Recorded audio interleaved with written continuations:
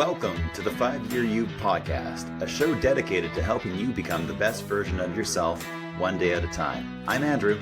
And I'm Kat, and we promise to keep it raw, real, and relatable. Are you ready to grow? Hey, 5 Tribe. Have you ever felt anxious? I'm sure you have. We all have at one point or another in our lives. And this episode is all about learning how to calm anxiety fast. I'm Andrew. Unfortunately, today, Kat can't be with us. She's not feeling well. So we're going to try a solo episode and just see how this goes. I'm ready for the journey if you are. So let's just talk about anxiety.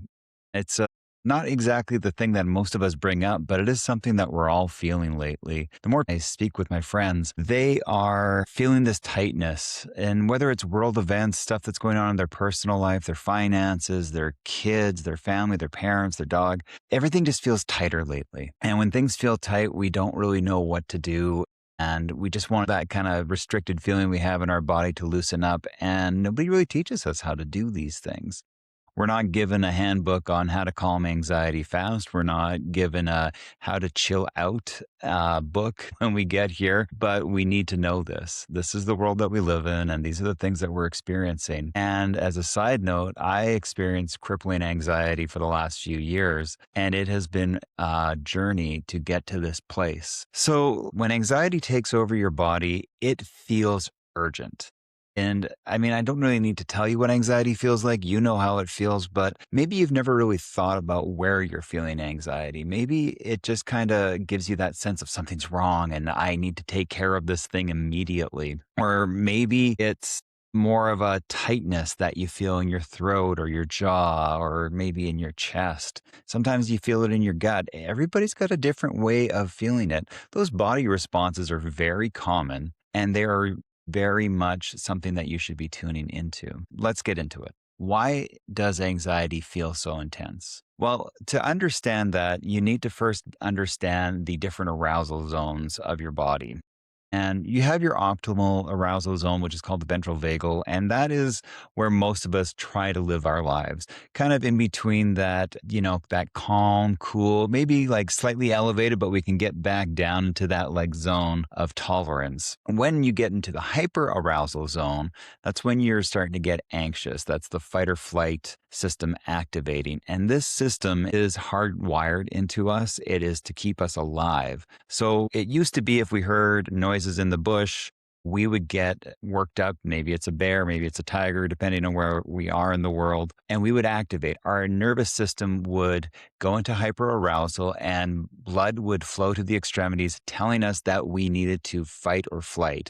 So we were either going to run or we were going to step up and fight this thing. But our body was getting geared up for this event. And when that happens and you're in the woods, that's good. You don't know what's going on. Maybe it's a little bird. Maybe it's a bear. You don't know. Your nervous system is doing exactly what it happens. When you are sitting in an office and your boss comes up to you and says, we need to talk, and you go into fight or flight, you don't have that ability to move around or to deal with that. But your brain doesn't know the difference, and it's telling your body, gear up. We have to do something right now. Now, as an aside, there is a third hypoarousal zone, and it's called exactly that. It's a hypoarousal zone. And this is kind of the immobilization response. It's like you are frozen. And when you're feeling like that, like you kind of have no energy, you have reduced sense of movement, you just don't feel kind of present in your body. And this is that other one that we talk about, but anxiety typically will get us into this hyperarousal zone, that feeling of activation and needing to do something without really knowing what we need to do. So our brain is believing at this point that something is wrong and that we need to prepare for it. And we have to solve it immediately. And this can be really, really triggering if you're having a fight with somebody and you are going, oh, I need to solve this. And it's not the time for solving. It's the time for listening. It can be very challenging if you have a child who is screaming at you in the store and you're getting anxious because, that's a very challenging situation. You feel that need to solve it immediately. And how most parents solve it, as we've all seen in the grocery stores, they start yelling at their kid because they have that buildup inside of them and their body is building up adrenaline and it needs to release it. So your heart rate's going to increase, your breathing changes to these short little breaths, your thoughts are speeding up. Oh my goodness, what if everybody looking around me is judging me?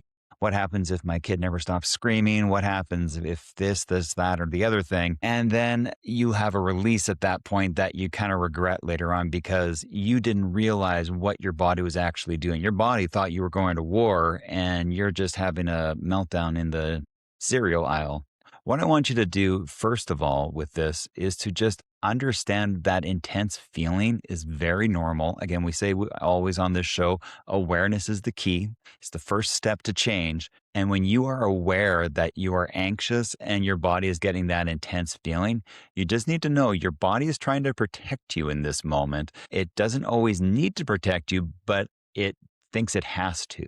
How can we get out of this grocery store snafu without ruining our kids' day or our day? The first thing we need to do is to slow the body down. The fastest way to calm anxiety is through physiology. I'm going to stress this because you can't think your way out of anxiety. I have tried for years. It just does not work. I have tried to logic with myself, reason with myself. I have had friends and family reason with myself. I have tried to reason with people. Nothing like that helps. It's a physiological issue that is going on in your body. Your body is building up its reserves to take action, and telling somebody to sit down and chill out is the exact opposite thing that is going to help them in that moment. And it's really important that you understand that, because when somebody's anxious, you want to help them. You want to put their hands on your shoulders and just lower them down, just calm down. It doesn't work like that. They have to let this energy that's just shot up in them disperse in a way that is healthy. One of the easiest ways to do it is to do the long exhale method. And that is inhale for 4 seconds, exhale very slowly for 6 to 8 seconds. And you keep doing that for a minute if you have to, or longer. I find that in these moments of extreme anxiety, I might need to do that for 3 to 5 minutes. It's very useful. You can do it without anybody really knowing. If it's your boss at your cubicle who's, talking about the TBR reports, then you are able to just kind of take that deep breath in, let it out, and just keep doing that. Do the counting. It does help you get back into your body, which is really what's going on, because your mind is going to be firing on all cylinders, wanting to do different things, and that's not what we want. Okay. The reason why this works is that the long exhale activates the parasympathetic response. And what does that mean? It means that we're signaling to our bodies we're safe. And that's what we're trying to do. We're trying to tell the body that has been programmed and is 95% on auto run that, look, we're okay now. Look, we're breathing. We're breathing differently than what we were doing before. Look, we're inhaling for a little bit, but we're having long exhales. You don't do long exhales when you are anxious. It's just your body can't do that. So when you are getting activated, when you're in that grocery store, when the boss comes by or anything else comes up, you just remember this: breathe. You've probably heard parents tell you this. Lord knows I have been told this by my parents. I have told this to my children. It's just how it goes. You don't calm anxiety by thinking your way out. You calm it by breathing your way through. So deep breaths in, longer exhales, and you do that until it gets better. All right, so step 2 to calm an anxiety fast is change your environment. Change your environment. What does that mean? It means you need to disrupt your anxiety loop, and that anxiety loop usually involves you sitting still, feeling like you are going to start shaking or explode. So you need to find some simple resets. And a really good one is just to stand up and move around. Go for a walk outside. If you're not able to do that, or you're in a cold climate and you're like, there's no way I am going outside when it's minus 30 degrees out there, you can even just, put some cold water on your face, get an ice pack, put it on the back of your neck. You can just touch textures or whatever. One thing I have found that is really interesting to do, and I've just discovered this in the last week, is I hold my hand up and I just first notice the temperature on the front of my hand. Then I notice the temperature on the back of my hand. And then I just notice what my hand is feeling like. And then I think about the bones inside of my hand. And what I am doing is I'm literally getting back into my body when I do this. And doing that breaks the loop. It breaks the anxiety spiral loop. And when we can do that, you are sending a message to your brain, I'm safe right now. And that's what we're wanting to do. Another really good one to do, if you are inclined to do it, is the 5, 4, 3, 2, 1, which is you look around and name 5 things that you can see. You look around, you notice 4 things you can hear, 3 things you can smell or taste or touch. And it doesn't really matter what the 5, 4, 3, 2, 1 is for each sense, but you're taking notice of your environment. Another really good one when you're doing that is just to start identifying objects around you and say, computer, not a threat. Lamp, not a threat. And you're just starting to say it out loud so that your brain is starting to go, right, there isn't a threat right now. Because it's all about calming yourself down. Okay, so step 3, once you've got your body calm, you need to ground your thoughts. We need to slow your brain down because your brain is still gearing up for war at this point. And you want to ask yourself, what actually happened? What am I imagining might happen? And what evidence do I have right now? So I'll repeat those. The first question is, what actually happened? The second question is, what am I imagining might happen? And what evidence do I have right now is the third question. And this is going to help you separate facts from fear. Anxiety thrives in uncertainty. It thinks that everything is going to be the worst thing ever. And it just spirals and spirals and spirals that way. When you can get clarity, you weaken your anxiety. And that is a really important distinction. Let's go on with this grocery store event. So what actually happened? My child wanted cereal and I said no. And they started screaming. What am I imagining might happen? Well, in that moment, I'm probably imagining that everybody in the store is judging me, that the high-pitched screaming is offending people. I'm worried that, somebody might come along and say, well, you're an unfit parent, or we're going to just take this kid away because you don't give him chocolate-covered Cheerios or whatever the issue is. And then you go, well, what evidence do I have right now of this? And you go like, yeah, okay, what evidence do I have that the worst case scenario is going to happen? Nothing. There is not a child and family worker on every grocery aisle in America. It just isn't so.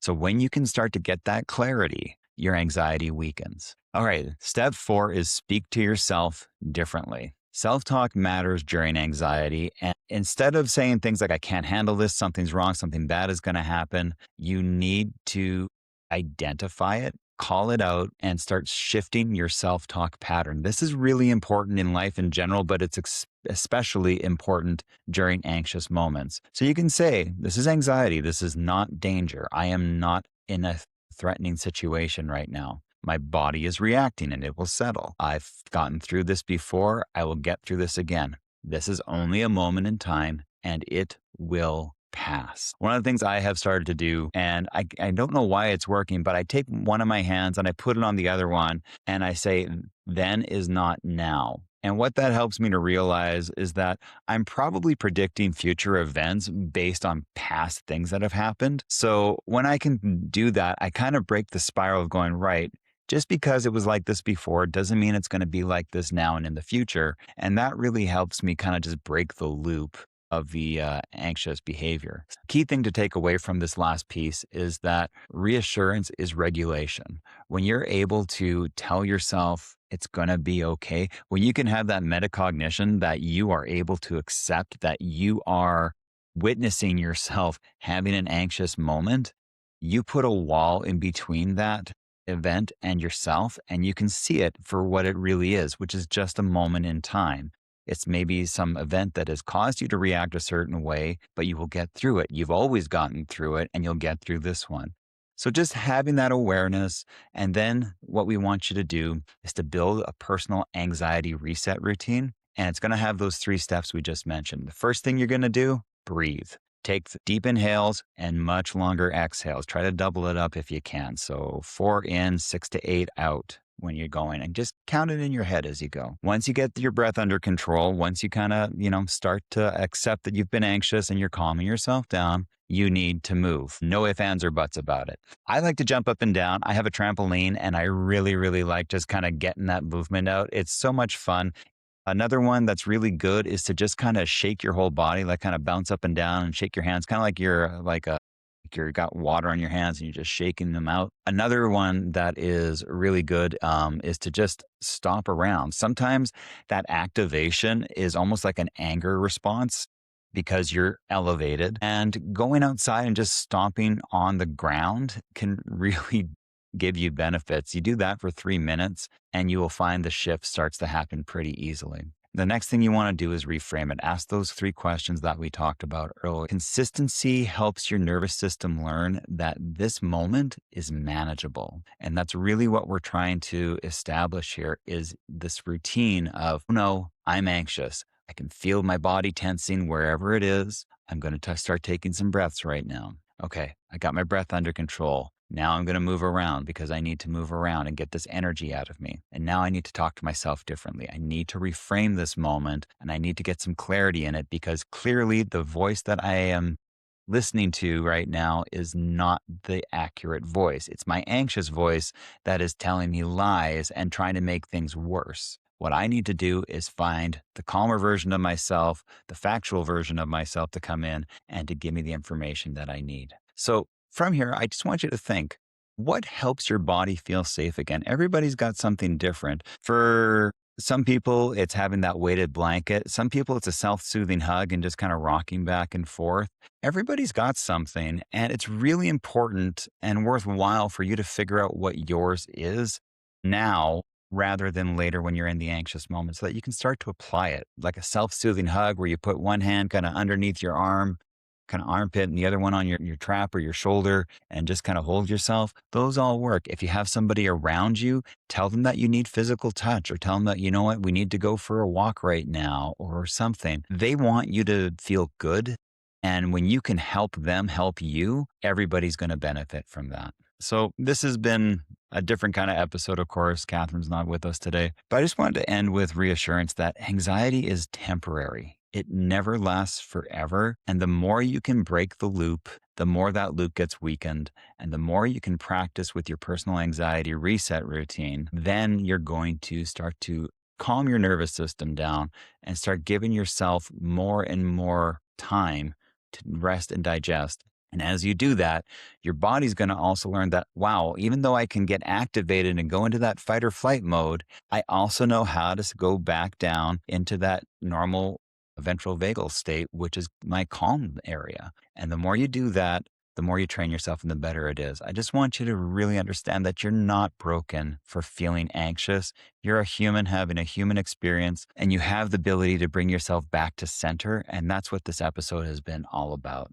So if you like this, make sure to give us a subscribe and a like and all those good things. And if you want some more information on this, our last episode was called How to Stop Spiraling. And it's a part of the bigger series that we're doing about becoming the best version of yourself. Next week, we're going to be talking all about setting boundaries and the challenges that come up with that. And it's better to have your anxiety skills a little matched when you start to set boundaries, because those are the things that can be really, really triggering if you've never done them before. Normally, we end the show with glimmers and thrifted items. The glimmer for this week is that I did an episode by myself. I didn't know if I was going to be able to do this when I hit record, and I'm very grateful that you've listened to this point in the show. It was nice. Thank you. It's nice to just have this little moment talking to you. And my thrifted item this week was we found a pair of Gucci glasses, sunglasses that were like $10, and they sell for a lot more than that. So I've been really excited with that. If you want to know more about spiraling, go check out the last episode. And if not, we will see you next week on Setting Boundaries. Can't wait to see you then.